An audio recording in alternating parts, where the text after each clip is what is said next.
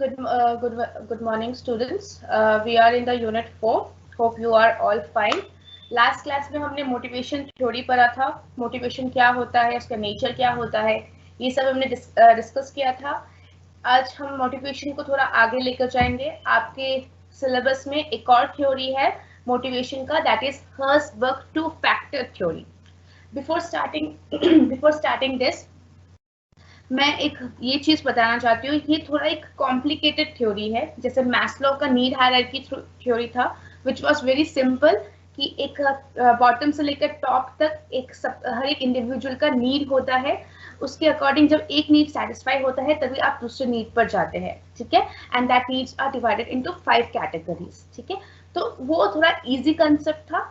अब ये जो हर्सबर्ग टू फैक्टर थ्योरी है, ये थोड़ा सा कॉम्प्लिकेटेड है, इसलिए 100% अटेंशन के साथ ध्यान से इस चीज को समझिएगा, धीरे धीरे इस चीज को समझिएगा.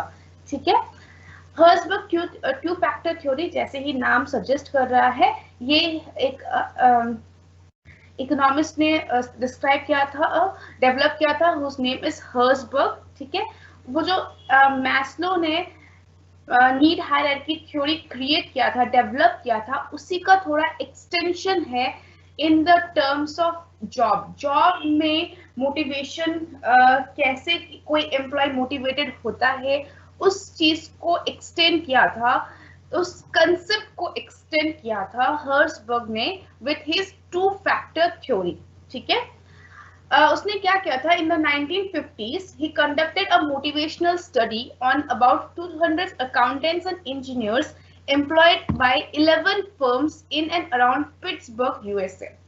पिट्सबर्ग यूएसए के अराउंड में 11 फर्म्स में से 200 अकाउंटेंट्स को उन्होंने एक मोटिवेशनल स्टडी कंडक्ट करवाया, जिसमें उनसे पूछा गया डिफरेंट इंसिडेंट के थ्रू. ठीक है. क्रिटिकल इंसिडेंट मेथड के थ्रू पूछा गया उनसे कि आप बताइए when they felt exceptionally good और exceptionally bad about their respective job. आप जो काम कर रहे हैं, वो 200 अकाउंटेंट एंड इंजीनियर से पूछा गया कि आपको कब एक्सेप्शनली गुड और एक्सेप्शनली बैड आपको फील होता है फॉर योर रिस्पेक्टिव जॉब्स. आप जो काम कर रहे हैं उसमें आपको कैसा फील होता है, कब फील होता है, कब एक्सेप्शनली गुड फील होता है और कब एक्सेप्शनली बैड फीलिंग होता है. और जब इन 200 लोगों का रिस्पांस कलेक्ट किया हर्सबर्ग ने, तब उनको एक ऐसा डाटा मिला जिससे पता, और बहुत ऐसा डाटा था जो कि कंसिस्टेंट था. मतलब almost 95% people of these 200 accountants and engineers has similar kind of responses regarding what they feel when they feel exceptionally good and exceptionally bad about their respective jobs. Okay. तो उन्होंने क्या responses दिए, उसका summarization Herzberg ने कैसे किया.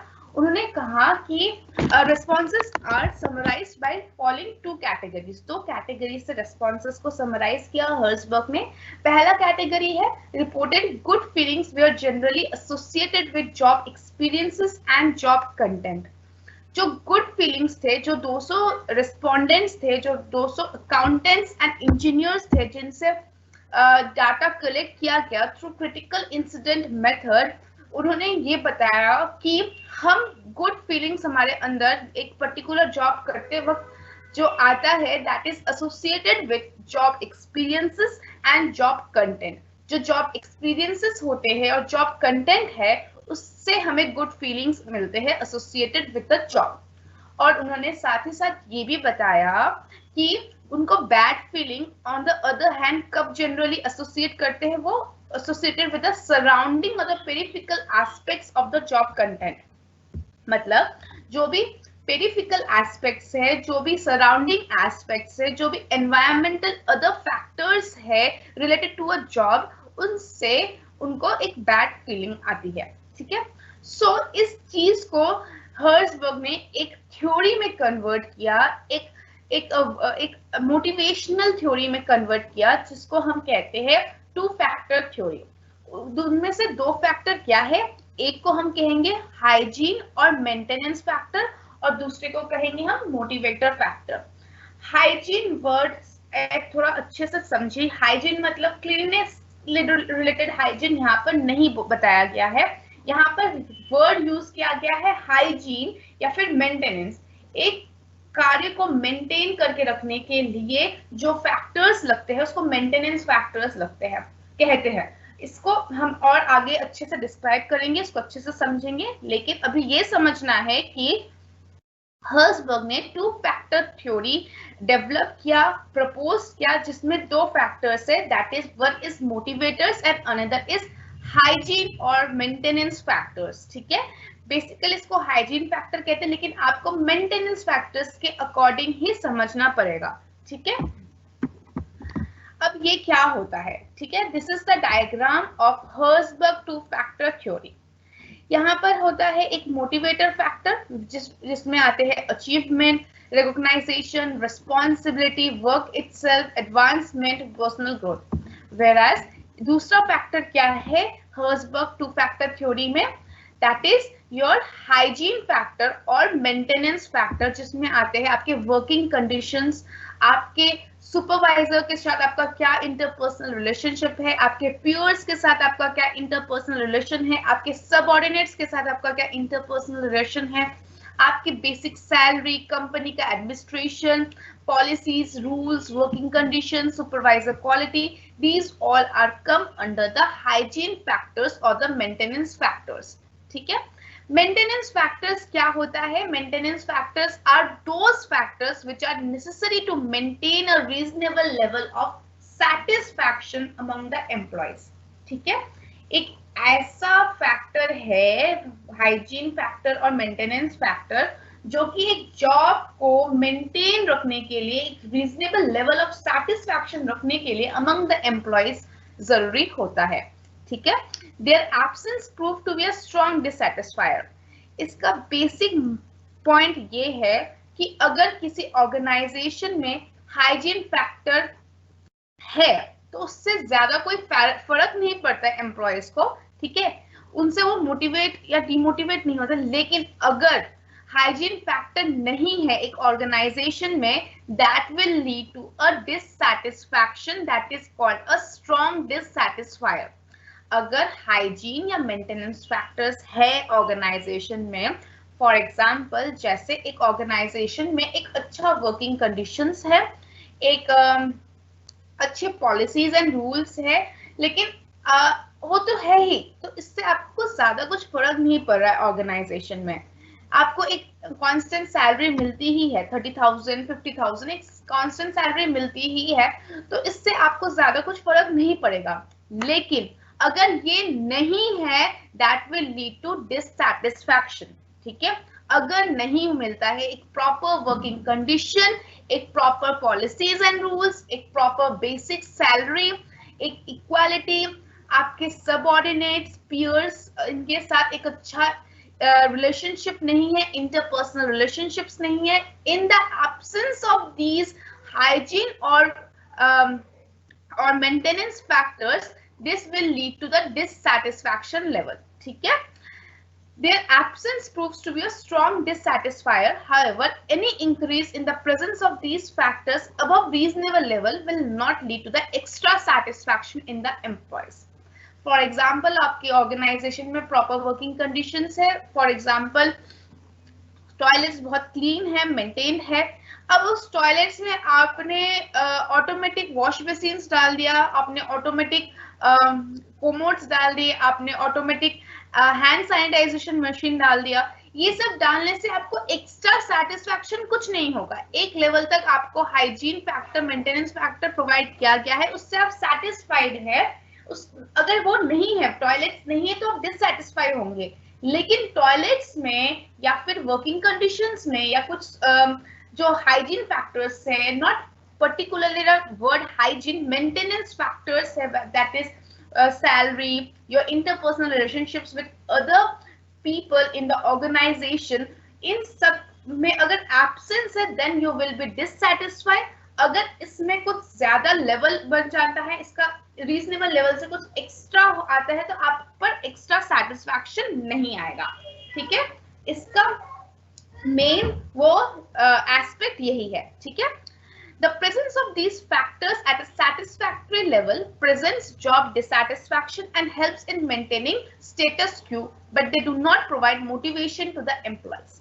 इस बात को समझेगा, ये जो हर्सबर्ग टू फैक्टर थ्योरी है, ये डिफरेंट बुक्स में बहुत कॉम्प्लिकेटेड वे में दिया गया है. मैंने इसको बहुत सिंपल वे में आपको समझा रही हूँ, सिंपल वे में मैंने आपके नोट्स बनाए हैं, इसीलिए बहुत ही सिंपल वे में इसको समझना है, इसको कॉम्प्लिकेट नहीं करना है. क्या मतलब है हाइजीन फैक्टर्स का? इसका अगर प्रेजेंस है तो आप पर एक सैटिस्फैक्टरी लेवल होगा, ठीक है.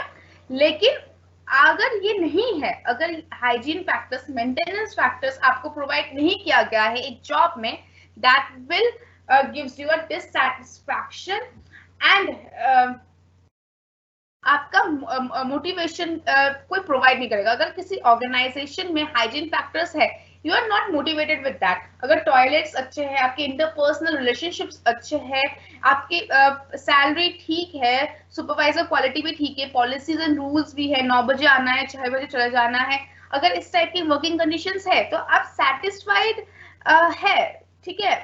आप इससे कोई मोटिवेशन आपको नहीं मिलेगा, ठीक है. लेकिन अगर ये नहीं है तो आप डिससैटिस्फाइड जरूर होंगे, ठीक है. सो यहाँ क्या कहा गया है? The presence of these factors at satisfactory level prevents job dissatisfaction and helps in maintaining status quo. Status quo मतलब आपका जो स्टेटस है, जो आप जिस लेवल पर है, जिस सेटिस्फैक्शन पर है, वो मेंटेन रहता है. अगर ये है तो आप डिससैटिस्फाइड नहीं है, लेकिन अगर आप ये नहीं है तो आप डिससैटिस्फैक्शन की तरफ चले जाते हैं, ठीक है. But they do not provide motivation to employees. अगर ये सब है तो इससे आप कोई मोटिवेट नहीं हो रहे हैं, ठीक है. The presence of hygiene factors may not result in higher satisfaction, higher motivation or higher productivity.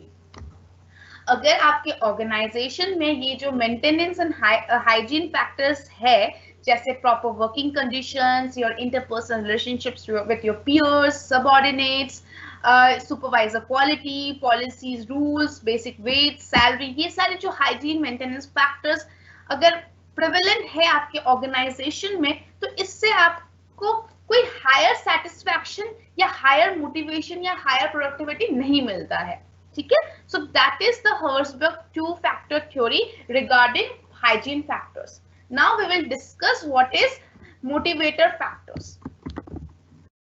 Job context factors are intrinsic to the job, that is, these are not integral parts of the job rather than related to the conditions under which a job is performed.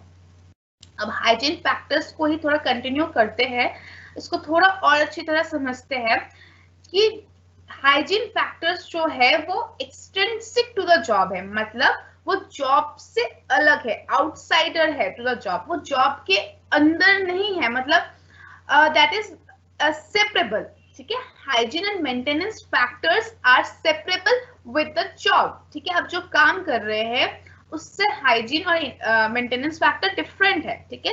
So this is called job context factors, ठीक है. And these are not integral part of the job rather than related to the conditions under which a job is performed. ये condition related है कि जिससे job को करने में help होता है या उसके वर्किंग कंडीशंस को मेंटेन रखता है, ठीक है. These factors produce no growth but prevent damage to efficiency, hence called as foundation of the building. Maintenance और हाइजीन फैक्टर को फाउंडेशन ऑफ द बिल्डिंग कहा जाता है, क्योंकि इससे कोई ग्रोथ तो नहीं होता है, इंडिविजुअल ग्रोथ एंड डेवलपमेंट नहीं होता है, लेकिन एफिशिएंसी खराब होने को प्रिवेंट करता है, ठीक है. अगर एक अच्छा वर्किंग कंडीशन नहीं है, टेक्निकल सुपरविजन नहीं है, इंटरपर्सनल रिलेशंस नहीं है, तो आपकी एफिशिएंसी कम हो जाएगी, आपका मन नहीं लगेगा काम करने में. That will prevent the damage to efficiency, but ये होने से आपका कोई ग्रोथ एंड डेवलपमेंट नहीं होता है, ठीक है. Now we will come to the motivational factors. Motivational factors क्या होते हैं? These are the factors which are capable of stimulating employees for higher performance. Stimulating employees मतलब जिसमें जिज्ञासा ला सके, जिससे उनको कोई कार्य करने में मदद मिले, ठीक है. मोटिवेशन होता ही क्या है कि stimulation with in one self को जगाता है, ठीक है. सो मोटिवेशनल फैक्टर्स क्या है? Those factors which are capable of stimulating employees for higher performance. The motivators were opportunities to become more expert and to handle more demanding assignments, leading to higher productivity, morale and job satisfaction. अगर एक motivational factors है आपके organisation में, जैसे आपको कोई achievement मिल रहा है या फिर आपको ग्रोथ एंड डेवलपमेंट हो रहा है, पर्सनल ग्रोथ एंड डेवलपमेंट हो रहे हैं, प्रमोशन हो रहे हैं या फिर आपको ज्यादा रिस्पॉन्सिबिलिटी अकाउंटेबिलिटी दिया जा रहा है, that will motivate you, that will make you different from the other peers, other employees of the organization, and that will lead to the higher productivity, higher morale and higher satisfaction, job satisfaction of that particular person. ठीक है, so motivational factors क्या करता है? It leads to higher productivity, morale and job satisfaction, whereas hygiene factors does not leads to higher productivity, morale and job satisfaction. Absence of motivational factors may not lead to strong dissatisfaction. Instead, they have no motivation, no satisfaction. अगर motivational factors नहीं है, मतलब आपको recognition नहीं मिल रहा है, आपको करियर एडवांसमेंट नहीं है, आपकी पॉसिबिलिटी ऑफ ग्रोथ नहीं है, रिस्पॉन्सिबिलिटी भी आपको नहीं दिया जा रहा है, तो ये अगर ये सब है तो it will not lead to strong dissatisfaction, लेकिन आपके पास नो सैटिस्फैक्शन होगा. अब आप ये बोलेंगे कि dissatisfaction and not satisfaction is same thing. वो इंग्लिश लैंग्वेज में सेम है, लेकिन when you are studying Herzberg two factor theory, you should be very quick and very I'm not getting the word, very apt, very appropriate towards the usage of words when you are using the for motivational factor and hygiene factor. मतलब जब आप motivational factor use कर रहे हैं तो इसमें ये लिखना बहुत जरूरी है कि इसके एब्सेंस में आपको स्ट्रॉन्ग डिससैटिस्फैक्शन नहीं होगा, लेकिन you will have no satisfaction, that is no motivation. Okay, so appropriate usage of words is necessary when you are writing Hurtsburg two-factor theory. ठीक है, these are job content factors and intrinsic to job itself. ये जो motivational factor, ये job content factor है, और hygiene factor क्या थे? Job context factor है. Motivational factor job content factor क्यों है? Content in the sense it is inseparable with the job. अगर अचीवमेंट हो रहा है, आपको कोई अचीवमेंट मिल रहा है, then that is related to you, that is related to your job, so that is inseparable. ठीक है, whereas अगर हम कोई हाइजीन फैक्टर को उठाए, जैसे वर्किंग कंडीशन, तो working condition and job is two different things, जिससे आपके उससे कोई that is not एक साथ नहीं है, चिपका हुआ नहीं है, that is सेपरेबल. ठीक है, वो अलग किया जा सकता है. लेकिन जो मोटिवेशनल फैक्टर है, जैसे अचीवमेंट हो गया, एडवांसमेंट हो गया, आपकी रिस्पॉन्सिबिलिटी अगर आपके सीनियर आपको दे रहे हैं, तो that is within yourself, right? That is inseparable, that is related to your job, that is related to you as a person. So that is inseparable, that is job content factors, and that is called intrinsic to job itself. These are real motivators or job satisfiers. These are the bricks of the building. Maintenance and hygiene factor क्या है? वो foundation of the building है, and motivational factors are the bricks of the building because these are the real motivators or job satisfiers. अब इसका relevance क्या है? Relevance ये है, जो कि आप लिख लीजिए, कि जो हर्ट्जबर्ग है उन्होंने ये कंक्लूड किया कि मेंटेनेंस एंड हाइजीन फैक्टर है, वो है जॉब कंटेक्स्ट फैक्टर, मतलब these are intrinsic to job. अगर किसी लेवल जो एक ऑलरेडी इंसान सेटिस्फाइड है to these kind of hygiene और मेंटेनेंस फैक्टर, उससे ज्यादा अगर उसको उसके वर्किंग कंडीशंस में चेंजेस ला दिया जा रहा है, या फिर other maintenance and hygiene factor में चेंजेस लाया जा रहा है, उससे उनको कोई फर्क नहीं पड़ेगा, उससे उनका एक्स्ट्रा सेटिस्फैक्शन नहीं आएगा. तो इसीलिए जो मैनेजर है उनको एक्स्ट्रा अमाउंट नहीं खर्च करना चाहिए for improving the maintenance and hygiene factor up to a certain level. एक सर्टेन सेटिस्फैक्शन लेवल आने के बाद उनको ज्यादा खर्च मेंटेनेंस एंड हाइजीन फैक्टर पे नहीं करना चाहिए. Rather than they should invest more for the motivational factor, उनको मोटिवेशनल फैक्टर पर ज्यादा ध्यान देना चाहिए, क्योंकि this is ultimately leading to the higher satisfaction and thus leading to higher motivation, higher productivity and increase in high morale. So इसका conclusion ये है कि मोटिवेशनल फैक्टर पे ज्यादा ध्यान दिया जाना चाहिए. Is that clear? This is Herzberg two-factor theory. Come to the another topic. इसको हम जल्दी जल्दी करेंगे, सिलेबस आपको बहुत कम टाइम है, इसलिए हमें जल्दी कवर करना है. वो बहुत इंपॉर्टेंट टॉपिक था, इसलिए मैंने उसको धीरे पढ़ाया है. अब ये जो रिवॉर्ड सिस्टम है ये और इंट्रिंसिक सिस्टम, अभी आगे जो भी टॉपिक्स है दैट इज वेरी कॉमन और आप हमेशा पढ़ चुके हैं. ठीक है, 11th 12th में भी आप पढ़ चुके हैं. That is very general. So इसको हम थोड़ा जल्दी जल्दी करेंगे. ठीक है, रिवॉर्ड सिस्टम क्या है? ये एक मेथड है फॉर मोटिवेशन को और अच्छी तरह एक इंसान को मोटिवेट करने के लिए, अप्रिशिएट करने के लिए, रिकॉग्नाइज करने के लिए वी गिव देम रिवॉर्ड्स. ठीक है, rewards are the method of motivation that involves a thing to be given in recognition or appreciation of services delivered. Reward system being uniformity and constant motivation and fulfillment among workers. Reward system क्या है? Uniformity है, constant motivation दिया जाता है to the fulfillment among the workers. They include programs set up by company to reward extraordinary performance and motivate employees to continue the same. इससे क्या है कि आप एम्प्लॉइज को रिवॉर्ड सिस्टम देते हैं कि उन्होंने एक्स्ट्राऑर्डिनरी परफॉर्मेंस किया है. Reward system can be both monetary and non monetary. Monetary मतलब in terms of money, non monetary मतलब in terms of other intrinsic other fringe benefits and all. ठीक है, जिसमें मनी इन्वॉल्वमेंट उतना ज्यादा नहीं होता है. ठीक है, reward system in organization are used for variety of reasons. किस वजह से रिवॉर्ड सिस्टम एक ऑर्गेनाइजेशन में यूज किया जाता है? सबसे पहले job effort and performance. Job employees effort and performance would be expected to increase when they feel that rewards were contingent upon good performance. जैसे स्कूल में अगर आप फर्स्ट आए थे तो आपको प्राइज मिलता था एनुअल फंक्शन में, तो that is your reward. Okay, to be called in the annual function, the stage among so many chief guests and the students and their parents. So आपके लिए वो रिवॉर्ड था. ठीक है, कि आपने जो अच्छा जॉब परफॉर्म, आपने अच्छा एकेडमिक्स परफॉर्म किया है, उसको मद्देनजर रखते हुए आपको एक रिवॉर्ड दिया जा रहा है. सो सिमिलरली ऑर्गेनाइजेशन में भी जॉब एफर्ट एंड परफॉर्मेंस को देखकर उसको expected to be increase when they feel that rewards were contingent upon good performance. मतलब rewards are associated with the good performance. अगर अच्छा परफॉर्मेंस है तो आपको रिवॉर्ड दिया जाएगा. ठीक है, so this is a very basic motivational function. Next is attendance and retention. अगर आप चाहते हैं कि आपके ऑर्गेनाइजेशन में एक अच्छा अटेंडेंस हो, आपके ऑर्गेनाइजेशन के एम्प्लॉइज आपके ऑर्गेनाइजेशन में रिटेन करें, तो उनके जो प्रोडक्टिविटी है, उनका जो कंट्रीब्यूशन है towards your organization should be rewarded. So this is another reason for the reward system in the organization. Next is employee commitment to the organization.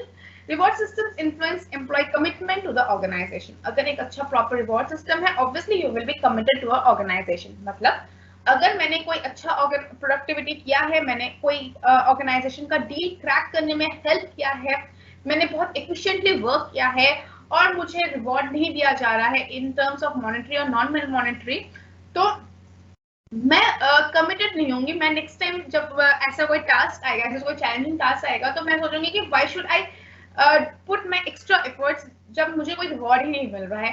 I am like same people other with जिनको ये challenges नहीं मिल रहा है, उन्हीं की level पर ही मैं हूँ, मुझे कोई एक्स्ट्रा बेनिफिट, एक्स्ट्रा रिवॉर्ड नहीं मिल रहा है, तो मैं क्यों करूँ. So reward system is an important component for employ commitment to the organisation. Okay, makes a reward system successful. Successful कैसे हो सकता है? जब आप recognition praise दिया जाता है, या फिर rewarding large और small wins. आप छोटा as a employee आप छोटा challenging task complete कर रहे हैं या फिर कोई बड़ा project complete कर रहे हैं, हर चीज में आपको recognition मिल रहा है, आपको praise मिल रहा है. So that depends, that makes your reward system successful. Another thing is equity. That is very important and we will discuss this in the next topic, that is equity theory. Equity क्या होता है कि आप को equal लग रहा है. जैसे मुझको एक टास्क दिया गया है और B को भी सेम टास्क दिया गया है, लेकिन B को रिवॉर्ड सिस्टम दिया गया, मुझको नहीं दिया गया. That will not make the reward system of the organization successful. एक रिवॉर्ड सिस्टम ऑर्गेनाइजेशन का सक्सेसफुल तभी हो सकता है जब there will be equality among all the employees, आपका मेजरमेंट बहुत सही हो, एज अ ऑर्गेनाइजेशन आप मेजर कर पा रहे हैं कि किसकी प्रोडक्टिविटी कितनी है, कौन कितने अच्छे से काम कर पा रहा है, that makes a reward system successful. Next is timeliness. Timeliness मतलब जैसे अगर मैंने at the end of January कोई मैंने टास्क अकम्प्लिश किया है, दैट इज एक्स्ट्राऑर्डिनरी टास्क कोई अकम्प्लिश किया और मुझे जाकर मिल रहा है 2 साल बाद reward, that will not the good successful reward system, क्योंकि टाइमलीनेस होना चाहिए, मतलब जिस टाइम किया है उसी के विद इन 2-3 मंथ्स में मुझे रिवॉर्ड मिल जाना चाहिए, that makes a good successful reward system for the organization. Next is cultural alignment. एक अच्छा रिवॉर्ड सिस्टम वही होता है जो डिफरेंट ऑर्गेनाइजेशनल कल्चर में फिट हो सके, ठीक है, मतलब फॉर एग्जांपल ऑर्गेनाइजेशन का कल्चर है कि we will give monetary benefits, monetary rewards to certain kind of challenging task, ठीक है, तो उस बेसिस पर आपका रिवॉर्ड सिस्टम स्ट्रक्चर क्रिएट होना चाहिए, so that will make and reward system successful. Next is measurability and benchmarking. जो organisation है उसकी measurability and benchmarking मतलब कौन कितना आप कितने ज्यादा अच्छा काम करेंगे या कौन सा काम करेंगे जिससे आपको इतना रिवॉर्ड सिस्टम मिलेगा या क्या रिवॉर्ड सिस्टम मिलेगा. This kind of measurability and benchmarking should be prevalent in the organization so as to make the reward system more successful. Okay. Now let's come to the types of reward system. There are 2 types of reward system, that is extrinsic reward systems and intrinsic reward system. Extrinsic reward system क्या होता है? Extrinsic reward systems are external to work itself, that is they are administered externally by someone else, usually management. Examples of extrinsic awards includes wages, salary, fringe benefits, promotions and recognition and praise from others. Extrinsic rewards क्या है? जो कि work external to work है, that is they are administered by the external, that is by management, और management आपके job performance को, आपके work को देखकर आपको एक्सटेंसिव रिवॉर्ड्स देते हैं, that is your wage, your salary, other fringe benefits including medical benefits दे दिया या फिर आपको कोई ट्रिप दे दिया, आप 3 डेज के लिए आप घूम कर आ जाइए कहीं से भी, उसका सारे एक्सपेंसेस हम बियर करेंगे, इस टाइम के फ्रिंज बेनिफिट्स प्रोवाइड किया जाता है, साथ ही साथ प्रमोशन दे दिया, रिकॉग्नाइजेशन दे दिया, प्रेज कर दिया उनको सबके सामने, उनका नाम नोटिस बोर्ड में डाल दिया. So these kind of extrinsic rewards are given to the employees for their extraordinary work. Next is kind of is intrinsic reward. Intrinsic और extrinsic जैसे नाम में ही आपको समझ में आ रहा है, extrinsic मतलब external to work, intrinsic which is internal to work, that is related to your job performance, directly to the performing the job. They are often described as self-administered rewards because engaging in the task itself leads to their receipt. आप उस काम को कर रहे हैं, उसी से आपको वो इंटरेस्टिंग रिवॉर्ड मिल जा रहा है. फॉर एग्जाम्पल आपने कोई एक चैलेंजिंग टास्क किया, उससे आपको पता चला कि wow I am doing this. For example जैसे आप कॉलेज के फर्स्ट ईयर में हैं, ठीक है, सो अगर आपको कॉमर्स सोसाइटी का प्रेसिडेंट बना दे रहे हैं और आपको एक काम करने के लिए दे रहे हैं कि आप ये सेमिनार कंडक्ट कीजिए और आपने उसको सक्सेसफुली कंडक्ट किया, that is your intrinsic rewards because you as a person will feel that yes, as a first year student I have accomplished a task and that is so much challenging क्योंकि एक seminar conduct करना is also a challenging काम, ठीक है. सो आपके पास एक autonomy आया, आपके पर्सनल ग्रोथ एंड डेवलपमेंट हुआ, तो आप वो काम करते करते ही आप में एक इंट्रिंसिक रिवॉर्ड मिल रहा है, ठीक है. So that is your intrinsic rewards, ठीक है. Next come to the incentives. Next topic is your incentives. Incentives क्या है? ये एक stimulating process है या फिर inducement कहा जा सकता है which arouses or stimulates one action in a desired direction. मतलब ये एक ऐसा फैक्टर है, एक ऐसा कंपोनेंट है जिससे as a person I want to get incentives in order incentives so that I can make my work more effective and efficient. मैं एज अ पर्सन मेरे अंदर एक ऐसी फीलिंग आएगी कि मैं बेटर परफॉर्मेंस दूं ताकि I can achieve these incentives, ठीक है। So it is a stimulating process और an inducement which rouses or stimulates one to action in a desired direction. It is also called as a stimulus for better performance. Incentives has a motivation power that takes the form of rewards after track completion and is given in addition to salary and compensations. Incentives वो component होता है जो salary और compensation से over and above किया जाता है. This is also of two types, financial and non-financial. Financial or pecuniary incentives are those incentives which are related in the monetary terms, ठीक है. और नॉन फाइनेंशियल जिसमें मॉनेटरी टर्म्स उतना नहीं किया जाता है, ठीक है. Incentives aims to provide additional remuneration or benefit to an employee for extra efforts and recognition of achievement or better work. ये something extra है over and above your remuneration, ठीक है. Financial incentives क्या है, जैसे कि मैंने बताया, these are the incentives which satisfy the employees by providing them rewards in terms of flow of money from the organization to its staff.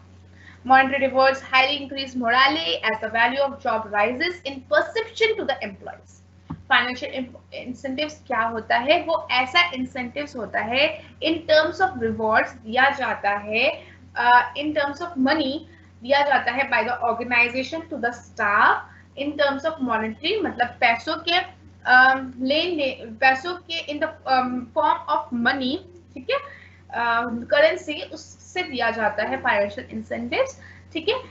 This is the added value is what motivate employees. मतलब आपका अगर for example 40,000 per month salary है और आपको bonus दिया जा रहा है से for 5,000, that is your add on money, right. Money आपके 40,000 plus 5,000, that is you are getting 45,000 at the end of the month. So that is an increased value, added value that motivates an employee to increase their efficiency, their productivity, their morale, etc. One of the basic difference between financial incentives and non-financial incentives is that financial incentives are tangible, क्योंकि आप money form में ले रहे हैं, that is visible and measurable. So financial incentives are tangible. Money also helpful to not only satisfy psychological needs but also security and social needs. Money के कितने use है वो तो सब आप सबको पता ही है, उसको explain करने की मुझे जरूरत नहीं है. So financial incentives के types क्या क्या है. सबसे पहले pay and allowances. Pay and allowances मतलब for example आपका जो last example ही दे रही थी आपका, sorry, फॉर एग्जाम्पल आपके सैलरी है पर मंथ 40,000, ठीक है, पर मंथ, और आपका from this accounting year 10% increase हो जा रहा है आपके पे हाइक में, ठीक है. पे में हाइक्स या इंक्रीमेंट्स आ रहे, दैट इज 10% एवरी मंथ, ठीक है. तो मतलब आपका पहले 40,000 था पर मंथ, अब वो हो गया 44,000. That is 4 months increment, 4,000 rupees increment per month, ठीक है. So this is one of the financial incentives. Next is productivity linked wage incentives. Productivity linked wage incentives क्या होता है, जैसे कि मैं समझा के ही बता रही हूँ, फिर भी मैं लिख रही हूँ, आप सुन के थोड़ा समझने की कोशिश कीजिए. फॉर एग्जाम्पल एक लेबर को ये productivity linked wage incentives basically for the factory होता है, फॉर द लेबरर्स होता है. फॉर एग्जाम्पल अगर एक लेबर को मैं 4 आवर्स काम करने के लिए मैं ₹2,000 देती थी, ठीक है, देती हूँ, और मैं बोल रही हूँ कि एडिशनली 1 एक्स्ट्रा आवर करने से आपको 700 मिलेगा, ठीक है. So this is productivity linked wage incentives. मतलब आप जितने घंटे ज्यादा काम करेंगे उसके हिसाब से आपको मनी मिलेगा, आपको अमाउंट मिलेगा. एक फिक्स्ड काम आपको करना है, 4 घंटे का काम आपको करना ही है, तभी जाकर आपको 2,000 रुपए मिलेंगे, ठीक है. आपने 4 घंटे से काम कम किया तो आपको 2,000 रुपए भी नहीं मिलेंगे, लेकिन उससे ज्यादा घंटे एक एक्स्ट्रा आवर आपने काम किया तो आपको यहाँ पर 700 मिल रहा है. वैसे ही ये आवर्स के टर्म्स में है, वैसे ही मंथ्स के टर्म में भी होता है, ठीक है. कि जैसे एक ऑर्गेनाइजेशन में आपने मंथ्स और डेज के 7 डेज आप कर रहे काम, तो आपको मैं 5000 रुपीज दूंगी, ठीक है। और अगर आपने 8th डे भी आपने काम कर लिया तो मैं आपको एडिशनल 500 रुपीज दूंगी। सो that is your extra, that is for productivity. आप एक्स्ट्रा प्रोडक्शन करेंगे। फॉर एग्जाम्पल अगर आपने, ये हो गया इन टर्म्स ऑफ डेज मंथ, और इन टर्म्स ऑफ प्रोडक्शन भी होता है। फॉर एग्जाम्पल अगर आपने 10 यूनिट्स प्रोड्यूस किया, ठीक है, तो हर पर यूनिट के लिए मैं आपको 2 रुपीज दूंगी, 2 रुपीज पर यूनिट, ठीक है। और मैक्सिमम आपको 100 यूनिट्स तो करने ही है, ठीक है। लेकिन 100 यूनिट्स के ऊपर, अबव एंड दैट 100 यूनिट्स अगर आपने प्रोडक्शन किया in a day, then I will give you ₹3 per unit, ठीक है। तो that is productivity linked wage incentives. Is that clear? Next is your bonus. Bonus मतलब जैसे दिवाली बोनस हो गया, फेस्टिवल बोनस हो गया, और and above your salary. Next is prerequisites, that is fringe benefits, that is car allowances, medical aid, education to children, etc. इसको थोड़ा समझेंगे। prerequisites क्या होता है? जैसे आपकी सैलरी तो 40,000 है ही, ठीक है, जो लास्ट एग्जांपल में था। अब अगर आप कार से आ रहे हैं या फिर आप मेट्रो ले रहे हैं, तो इससे आपका क्या हो रहा है, एक खर्चा जा रहा है। फॉर एग्जांपल महीने में आपको 6-7 हजार जा रहा है, लेकिन ऑर्गेनाइजेशन आपको ट्रांसपोर्ट अलाउंस दिए जाते हैं, दैट इज 5,000 रुपीज। तो आपको 40 + 5 दैट इज 45,000 आपको मिल रहा है इन हैंड, ठीक है। सिमिलरली आपको मेडिकल एड दिया जाता है प्रीरिक्विजिट फ्रिंज बेनिफिट्स में, दैट इज अगर पूरे साल में आपको और आपके परिवार में जो आपके डिपेंडेंट्स है उनको कुछ होता है, तो up to 10,000 rupees we will reimburse from this particular government hospitals और private hospitals. Next is retirement benefits, जैसे प्रोविडेंट फंड्स हो गए, पेंशन हो गए। प्रोविडेंट फंड क्या होता है, जैसे एम्प्लॉय भी कुछ कंट्रीब्यूशन करते हैं, एम्प्लॉयज भी कुछ कंट्रीब्यूशन करते हैं, and end of the 60 years of the retirement age वो अमाउंट, लमसम अमाउंट आपको दिया जाता है। These kind of pension, PF, these kind of facilities are provided, that is financial incentives.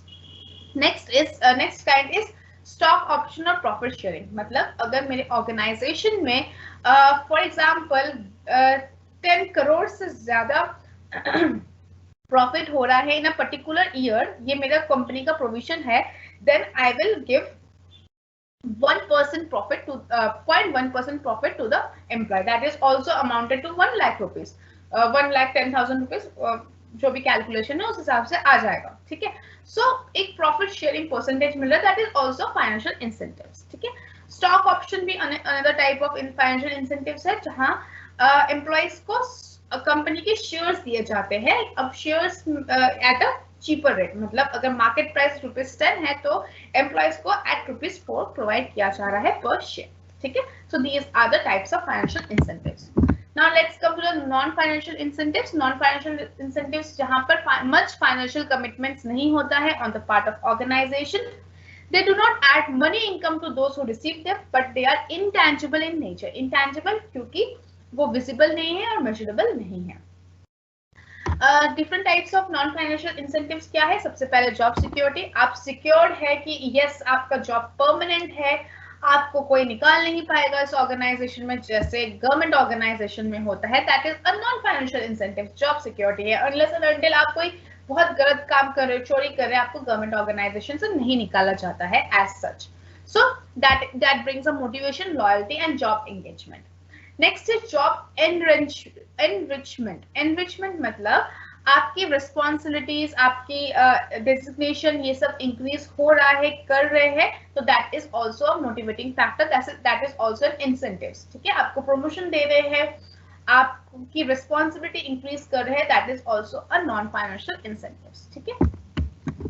Another is respect and recognization. अगर आपको respect कर रहे हैं पूरे ऑर्गेनाइजेशन में, रिकॉग्नाइज कर रहे हैं, ठीक है, आपका जो टैलेंट है उसको रिकॉग्नाइज कर रहे हैं, आपका जो प्रोडक्टिविटी है उसको रिकॉग्नाइज कर रहे हैं, आप अगर कोई चैलेंजिंग वर्क कर रहे हैं उसको प्रेज कर रहे हैं, that is also comes under the non-financial incentives. For example, displaying best performer of the month in the notice board, ठीक है। Next is career advancement. Career advancement मतलब आपको प्रमोशन दे रहे हैं, आपने कोई अच्छा काम किया है, आपको प्रमोशन दिया जा रहा है, आपको एडवांसमेंट और ग्रोथ की अपॉर्चुनिटीज दिया जा रहा है, and that is also a non financial incentives. Another is employees participation in decision making. मतलब अगर आपको किसी एक पर्टिकुलर कमिटी के मेंबर बना दिए जा रहे हैं या फिर उसके लीडर बना दिया जा रहा है, तो that also leads to the non financial incentives.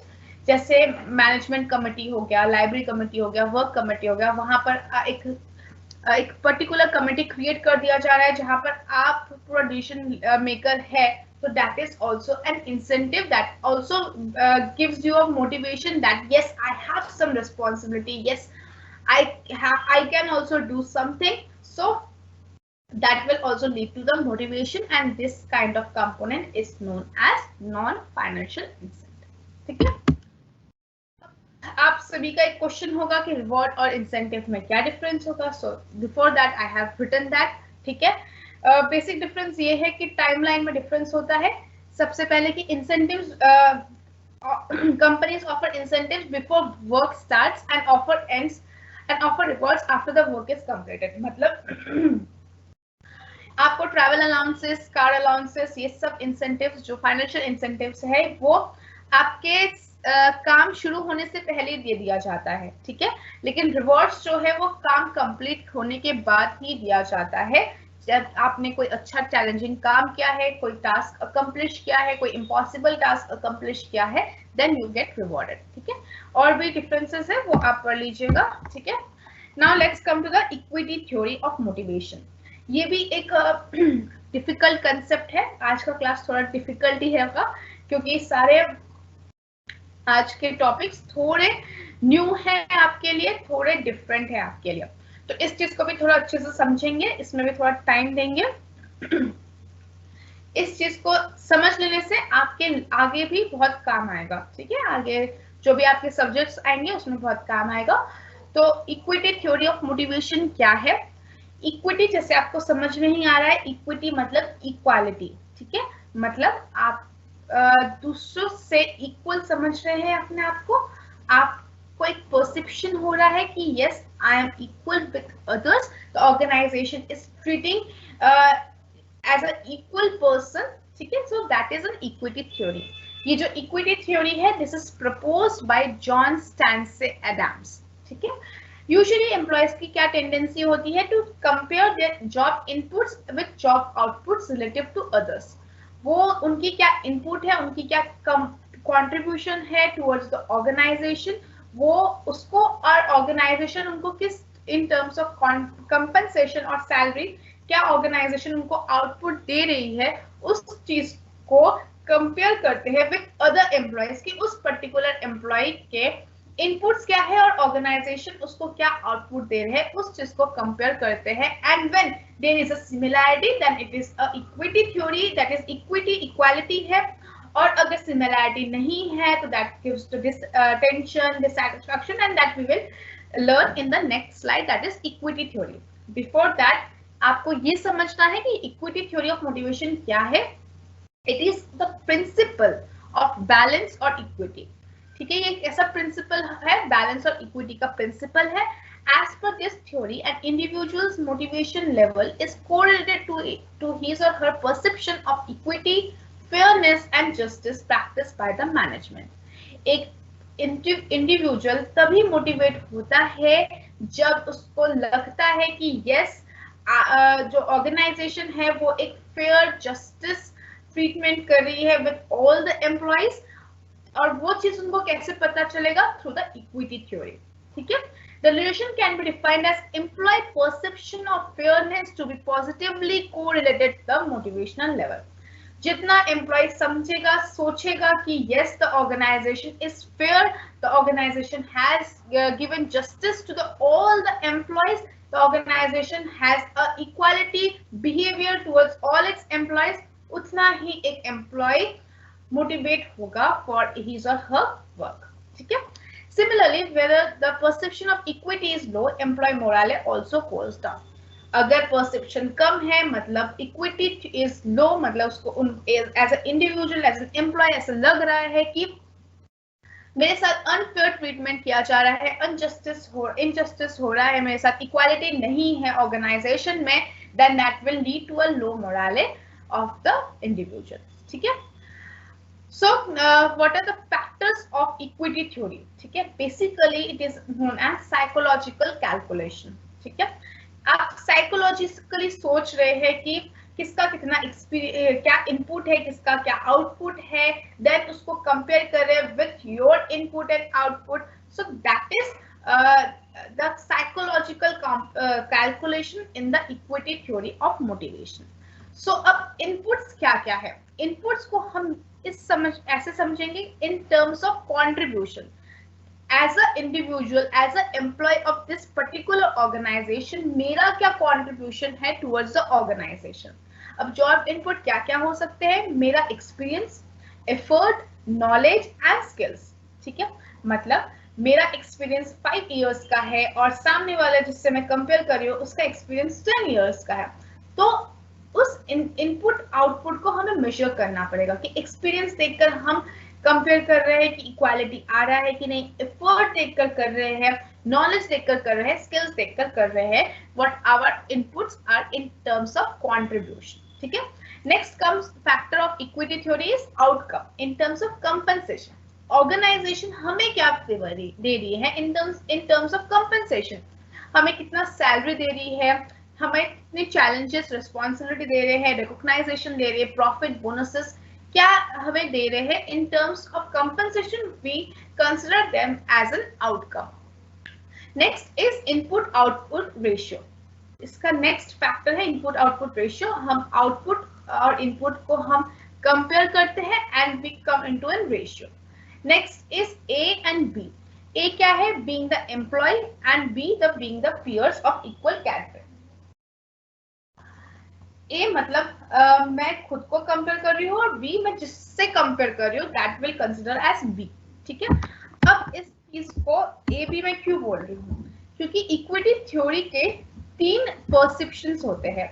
Ratio comparison हम करते हैं आउटपुट बाय इनपुट हमारा इनटू A, मतलब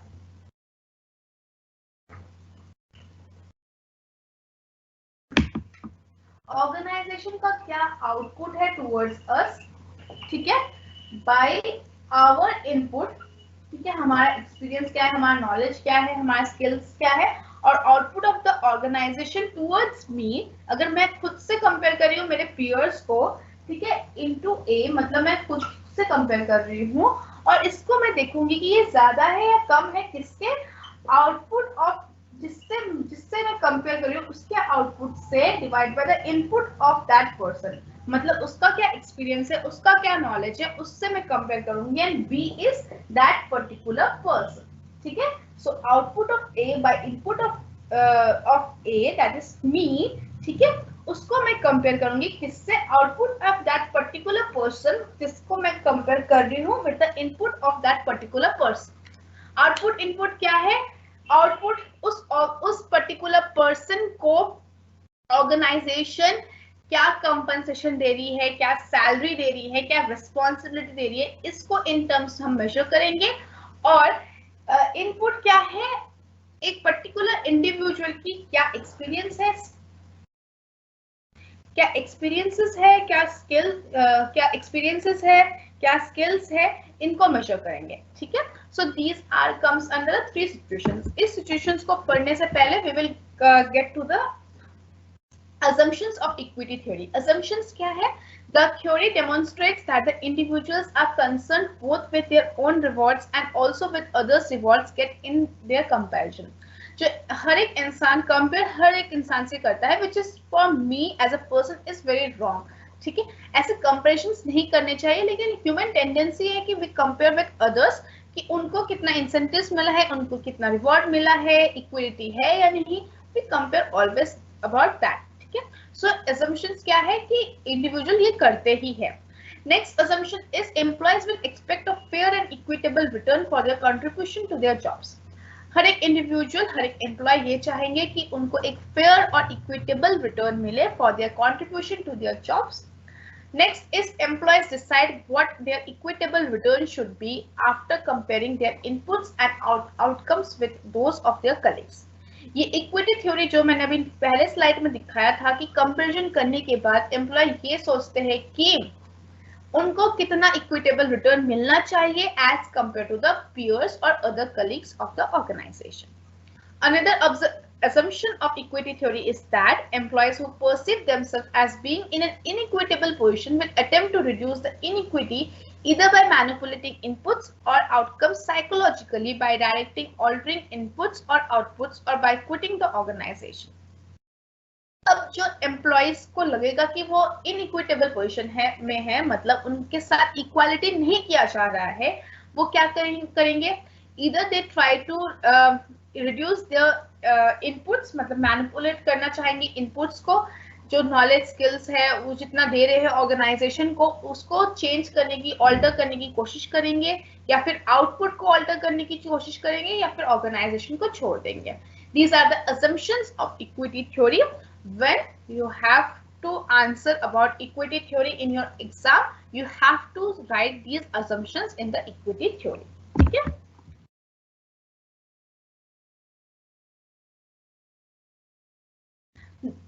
अब बेसिकली क्या है, जब आपका इनपुट आउटपुट रेशियो कम है with the peers into input output ratio, output input ratio, तब आपका परसेप्शन क्या है कि आप अंडर रिवॉर्डेड है, मतलब आपको कम रिवॉर्ड दिया गया है. That will leads to equity tension. ठीक है, कि आपको टेंशन हो रहा है कि मेरे साथ अनइक्वल बिहेवियर किया जा रहा है. जब आउटपुट इनपुट आपका विद अदर पर्सन के साथ आउटपुट इनपुट इक्वल होगा, तब इक्विटी होगी, मतलब इक्वल किया जा रहा है, treatment equal है with all the employees, and that will gives you a sense of equity. ठीक है? Next is the situation where the output input of yours is greater than output input of others. Then comes the situation of over rewarded, and that also gives you a equity tension. मतलब आपको guilt लगता है कि मैं तो कम काम कर रहा हूँ सामने वाले इंसान से, फिर भी मुझे ज्यादा अमाउंट क्यों दिया जा रहा है? So there will be a guilt for that. ठीक है? So these are the three situations of equity theory. Now let's come to the reference comparisons. आप किसके साथ compare करते हैं? The four comparisons an employee can make have been termed as reference according to the Goodman. Goodman ने 4 लोगों के साथ आप compare करते हैं, उसको reference कहा गया है. The reference chosen is a significant variable in equity theory. These references are as follows. सबसे पहले रेफरेंस होते हैं self insight. An employee's experience in different position inside his present organization. आप डिफरेंट जगह पर आपका क्या एक्सपीरियंस रहा है, एक ही ऑर्गेनाइजेशन में डिफरेंट डिपार्टमेंट्स में आपका क्या पोजीशन रहा है, that is your self insight. Next is self outside. An employee's experience in a situation outside the present organization. For example, आप इस एक पर्टिकुलर ऑर्गेनाइजेशन में, करंट ऑर्गेनाइजेशन में एचआर डिपार्टमेंट में है, और पहले इन्फोसिस में एचआर डिपार्टमेंट में थे, तो उस चीज को आप कंपेयर करते हैं कि अब इसमें इक्विटी है या नहीं. सो that is self outside. Other is other inside. Another employer group of employees inside the employee's present organization. आप दूसरे एम्प्लॉय के साथ कंपेयर करते हैं जो इस पर्टिकुलर ऑर्गेनाइजेशन में है, और अदर आउटसाइड मतलब आप दूसरे एम्प्लॉय ऑफ अदर ऑर्गेनाइजेशन के साथ आप कंपेयर करते हैं, that is outside the employee's present organization. ठीक है? So these 4 are the reference comparisons. Now negative tension state that, negative tension मतलब ये वाला टेंशन, इक्विटी टेंशन जो है, इसको नेगेटिव टेंशन कहा जाता है. ठीक है? अब नेगेटिव टेंशन क्या होता है, इसको क्या डिफाइन किया जाता है? As a state where no equity is being perceived from the job. आपको इक्विटी नहीं मिल रहा है, जिससे employee tends to move towards an equilibrium. Equilibrium की तरफ एम्प्लॉय जाने की कोशिश करते हैं. Equity is perceived when this ratio is equal. Equity तब होता है जब output input ratio of yourself is equal to the output input ratio of your comparison और द रेफरेंस. ठीक है? तब इक्विटी सिचुएशन आता है. अगर अनइक्वल है तो that will leads to unequity, that leads to equity tension. अब आपको क्या करना चाहिए? Action. The employees who perceive inequity and are under negative tension change their actions and affect the organization in the following manner. अगर आपको दिख रहा है कि there is a negative tension, मतलब इक्वालिटी नहीं है ऑर्गेनाइजेशन में, तो आप सबसे पहले अपने इनपुट्स को चेंज करने की कोशिश करेंगे. फॉर एग्जाम्पल, अगर आप बहुत ज्यादा एक्सपीरियंस्ड है तो आप दूसरा ऑर्गेनाइजेशन चूज करेंगे, या फिर आपका नॉलेज बहुत ज्यादा है तो आप उतना नॉलेज नहीं यूज करेंगे. आपकी स्किल्स बहुत एक्स्ट्राऑर्डिनरी है, आप उतना स्किल्स नहीं यूज करेंगे. So that is one of the action. Next is change the output, मतलब ऑर्गेनाइजेशन को आप बताएंगे कि हम इतना ही एक्सपीरियंस है लेकिन फिर भी मुझे कम पे मिल रहा है, मुझे कम रिकॉग्नाइजेशन मिल रहा है, तो आप ऑर्गेनाइजेशन के आउटपुट कंपनसेशन स्ट्रक्चर को चेंज करने की कोशिश करेंगे। आप नेक्स्ट आप ये भी कर सकते हैं, दूसरे रेफरेंट के साथ आप कंपेयर कर सकते हैं, ठीक है, कि मैम दूसरे डिपार्टमेंट के साथ कंपेयर तो नहीं कर रहा हूँ, मुझे तो अपने सिमिलर उसके साथ करना चाहिए, तो आप रेफरेंट को भी चेंज करने की कोशिश करते हैं। या अगर कोई भी काम वर्क नहीं कर रहा है तो you will try to quit the job, आप दूसरा जॉब ढूंढने चाहते हैं।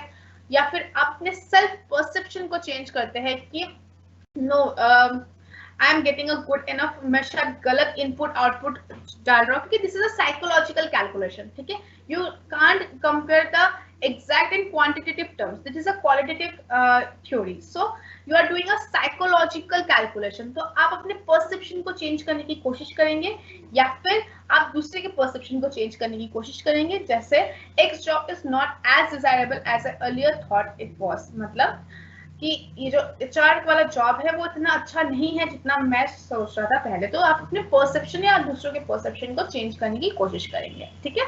सो these are the actions of equity theory. Now we will do these topics in the next class. So before that, let me take your doubts if you have any.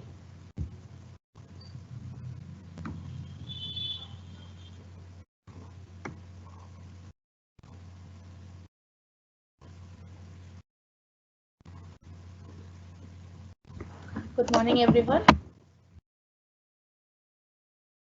Exams will be in the from 24th March, I guess. तो tentative है लेकिन exams तभी होंगे। मैं बहुत सारे books के amalgamation से पढ़ाती हूँ, स्टडी मटेरियल भी है, टी.एन. छाबरा भी है, मेरी खुद के पर्सनल नोट्स जब मैं स्टूडेंट थी तब के, तो सारे मिक्सअप है, ठीक है। सिलेबस में बता चुकी हूँ।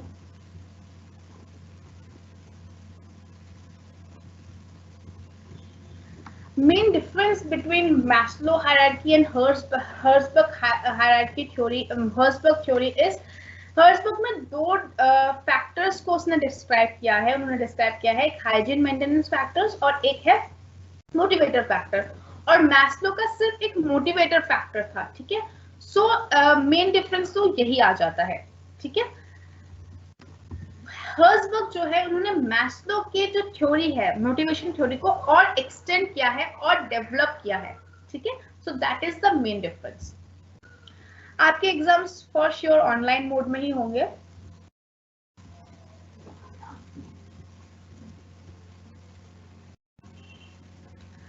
हाइजीन फैक्टर्स अगर इतना समझाने के बाद भी समझ नहीं आया है तो आप एक बार फिर से सेल्फ स्टडी कीजिए, ठीक है।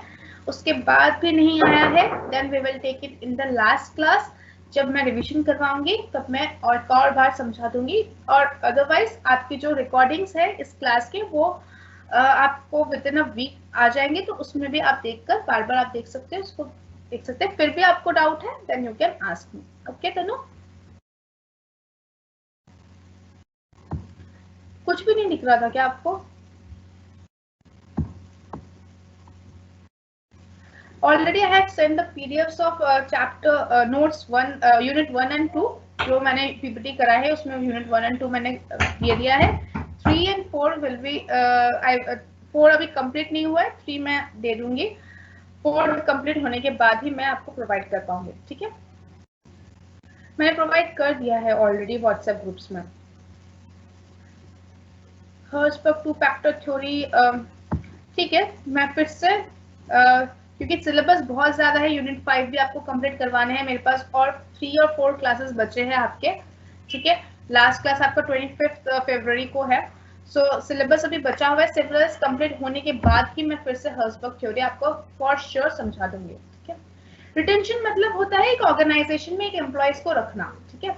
फॉर एग्जाम्पल के थ्रू समझते हैं, जैसे एक ऑर्गेनाइजेशन में एक एम्प्लॉय बहुत स्किल्ड है, नॉलेजेबल है और 5 साल से ऑर्गेनाइजेशन में काम कर रहा है with a salary of 1 lakh, तो अब वो दूसरी जगह पर सेम स्किल्स और कॉम्पिटेंसीज के साथ दूसरे ऑर्गेनाइजेशन में 3 लाख मिल रहा है, ठीक है। तो वो स्विच करने की कोशिश करेगा, लेकिन ऑर्गेनाइजेशन क्या करेगी, उसको रिटेन करने की कोशिश करेगी, उस ऑर्गेनाइजेशन में रखने की कोशिश करेंगी बाय इंक्रीजिंग हिज और her salary. So that is retention. Okay, is that clear Tanu?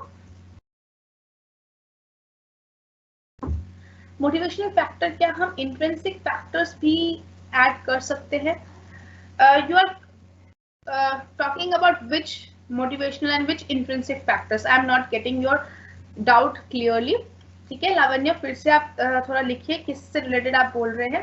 Intrinsic factors क्या होते हैं? इंट्रिंसिक फैक्टर्स मतलब जो which is related to the job which is inseparable. ठीक है, so these are the intrinsic factors.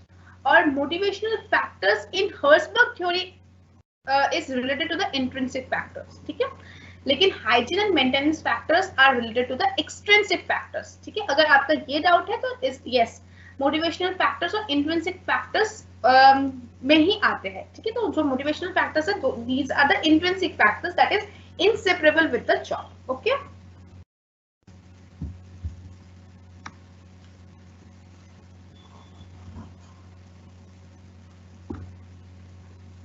Equity तो वो financial terms में आती है, वो आपको फाइनेंस की टीचर समझाएंगी बहुत अच्छे से, या फिर आपका जब इसमें भी फाइनेंस का टॉपिक आएगा तब उसमें समझिएगा. अभी फिलहाल इक्वलनेस के हिसाब से ही आपको समझना है in the equity theory of motivation. ठीक है, स्टिमुलेटिंग प्रोसेस ही इंपॉर्टेंट एस्पेक्ट है मोटिवेशन का, जहां पर आपके इनर फीलिंग आती है, आपको अंदर से जज्बा आता है, एक आपको जोश आता है कि yes I should do effectively and efficiently to do my work. तो that is your stimulating process. Health की स्पेलिंग गलत है लावण्य.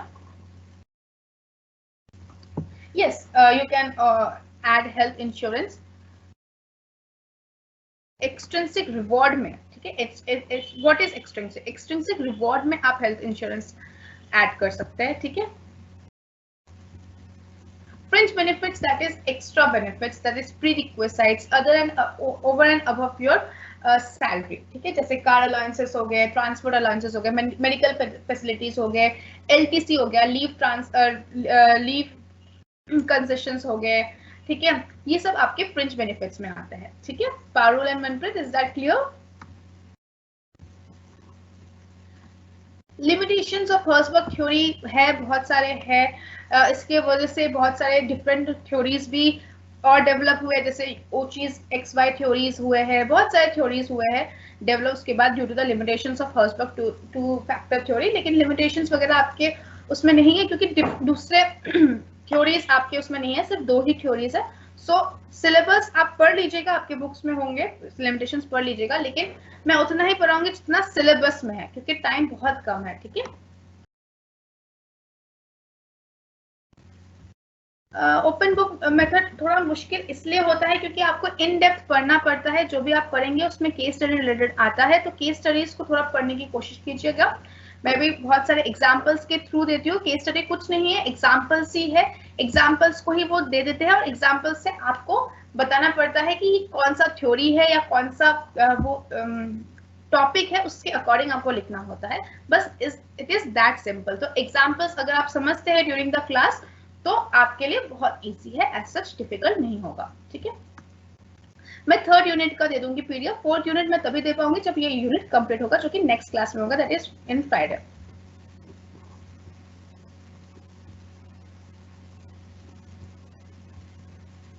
Ration perception, which is ratio perception. It is ratio perception. It is written an equity tension. Ratio perception. I guess you can see my screen again. ये देखिए, ratio perception, ratio comparison कर रहे हैं यहाँ पर. यहाँ परसेप्शन अगर under rewarded है, मतलब मुझे कम सैलरी या कम मेरी इनपुट आउटपुट मेरी रेशियो कम है देन अदर्स, तो मुझे एक इक्विटी टेंशन हो रहा है. मुझे कम दिया जा रहा है तो मुझे टेंशन नहीं होगा कि मैं इतना अच्छा काम कर रही हूँ फिर भी मुझे रिवॉर्ड नहीं दिया जा रहा है. और अगर ज्यादा हो रहा है तब भी मुझे टेंशन होगा. क्यों? मुझे गिल्ट होगा कि मैं कुछ काम कर भी नहीं रही हूँ फिर भी मुझे ऑर्गेनाइजेशन रिवॉर्ड दे रही है, इतनी सैलरी दे रही है. So that will also lead to equity tension. Is that clear, Lavanya?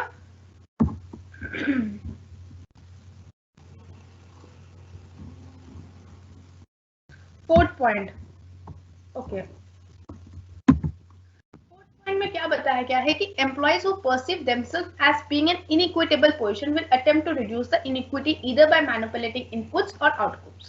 जो मैंने लास्ट में ये एक्शंस बताए थे, मैंने एक्शंस में क्या बताया कि वो क्या करेंगे, अपने इनपुट्स को चेंज करने की कोशिश करेंगे या आउटपुट को चेंज करने की कोशिश करेंगे या दूसरे रेफरेंट के साथ कंपेयर करने की कोशिश करेंगे। तो इसमें भी यही कहा गया है कि assumptions क्या है कि इक्विटी थ्योरी में assumption ये है कि जो एम्प्लॉयज को जब लगेगा कि वो इनइक्विटेबल पोजीशन में है, जब उनके साथ इक्वालिटी नहीं हो रहा है, तब वो क्या करेंगे, अपने इनइक्विटी को रिड्यूस करने की कोशिश करेंगे। कैसे? अपने इनपुट्स को मैनिपुलेट करके या फिर जो आउटपुट्स है उनको डिफरेंट करके साइकोलॉजिकली, क्योंकि ये साइकोलॉजिकल कैलकुलेशन है। तो वो सोचेंगे कि ठीक है, मेरा नॉलेज कम है तो मैं अपने इनपुट्स को थोड़ा कम कर देती हूँ, या सामने वाले जो रेफरेंट है उसका नॉलेज कम है तो उसके इनपुट्स को मैं कम कर देती हूँ। तो this kind of psychological manipulations go hand in hand, that is the assumption of equity theory. ठीक है, इज दैट क्लियर?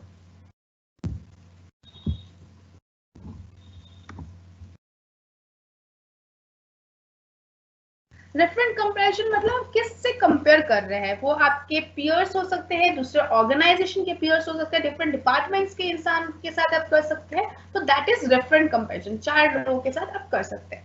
आप पढ़ेंगे नोट्स को अगेन एंड अगेन तो आपको समझ में आएगा, साथ ही साथ मेरे रिकॉर्डिंग क्लासेस को भी पढ़ेंगे तो आपको समझ में आएगा और अच्छी तरह। ठीक है, ये थोड़ा डिफिकल्ट है, मैं भी मान रही हूँ, हर्ट्जबर्ग थ्योरी, टू फैक्टर थ्योरी और ये इक्विटी थ्योरी। तो इसको एक बार अच्छे से पढ़िएगा आप लोग बुक से, आपके स्टडी मटेरियल से, तो आपको और अच्छे से समझ में आएगा। देन अगेन आप रिकॉर्डिंग्स पढ़िए, मैं नोट्स प्रोवाइड करूंगी, उनको पढ़िए, तो ये चीज और अच्छे से क्लियर होगा। ठीक है, एक बार में मैं एक्सपेक्ट नहीं करती हूँ कि यहाँ पर जितने लोग हो सबको अच्छे से समझ में आए। ठीक है, एग्जाम्स तो हो जाएंगे 24 मार्च से। ठीक है, वेलकम।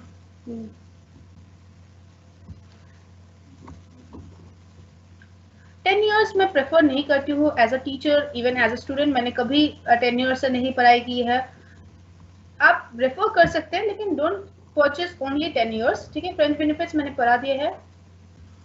अच्छा, रिवॉर्ड सिस्टम अगर एसओएल की बुक में नहीं है, मैं नोट्स प्रोवाइड कर रही हूँ ना, उसमें से आप पे पढ़ लीजिएगा। ठीक है, और मैं बहुत कॉम्प्रिहेंसिव नोट्स नहीं, मैं बॉर्डर एस्पेक्ट में ही नोट्स क्रिएट करती हूँ ताकि आप लिख सको। पीपीटी ऐसे प्रेजेंट नहीं करते, पीपीटी में सिर्फ पॉइंट आउट्स होते हैं, लेकिन मैं इसलिए इतना इंफॉर्मेशन देती हूँ ताकि ये आपके नोट्स और रेफरेंस के हिसाब से भी काम में आए। ठीक है, रिकॉर्डिंग्स कब आएंगी ये तो मैं बता नहीं पाऊंगी, सॉरी, लेकिन as per as I know आपके एक विद इन 1 वीक में तो आ जाना चाहिए। मेरी फ्राइडे और संडे क्लासेस होती है।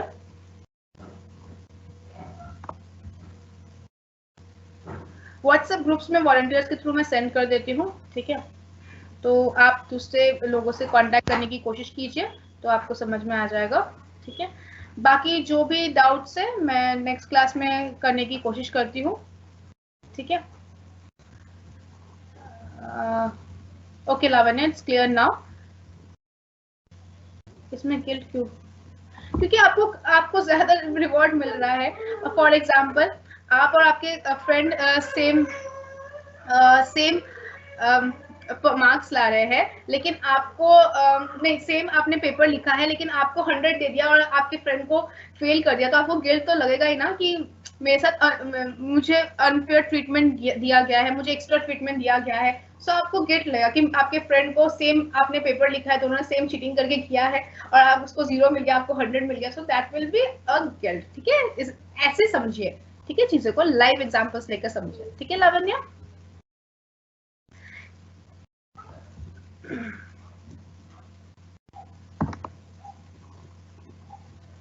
तेज मुझे कुछ चीजें बोलनी पड़ती है क्योंकि सिलेबस बहुत टाइम ही नहीं है। ठीक है, वैसे 12 मिनट्स एक्स्ट्रा हो गए हैं। जो जो चीजें नहीं है मैं नोट्स प्रोवाइड कर रही हूँ, उसमें से आप समझ लीजिएगा। वेलकम जो भी एनोमनस है। एसओएल के नोट्स इनफ है, लेकिन साथ ही साथ आप मेरे नोट्स पढ़िए क्योंकि एसओएल के कुछ नोट्स में ना थोड़ा लैंग्वेज थोड़ा डिफिकल्ट है, जैसे हर्ट्जबर्ग टू थ्योरी है, इक्विटी थ्योरी है, तो उसको मैंने इजी वे में समझाया है, इजी वे में लिखा है, उससे आप पढ़ लीजिएगा। ठीक है, so that's all for today. और भी कोई डाउट्स हो तो आप टीम से आप में मैसेज कर दीजिएगा and we will meet in the coming Friday at 11. So that's all. Be well. Thank you.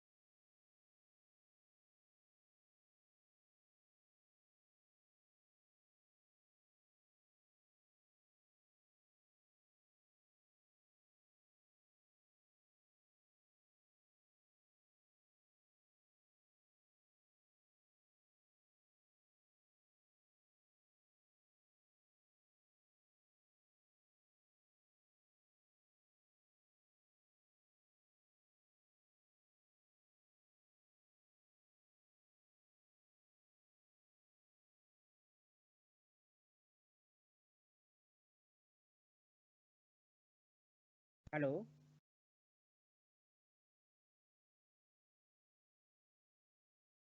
Hello.